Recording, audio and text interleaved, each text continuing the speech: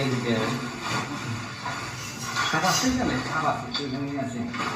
এগুলো বলেছি এর ভিতরে নিচে অনেকগুলো সাপ আছে। বাড়ি তো নয়, যেন সাপের অভয়াশ্রম বানিয়ে ফেলেছেন এই সাধু।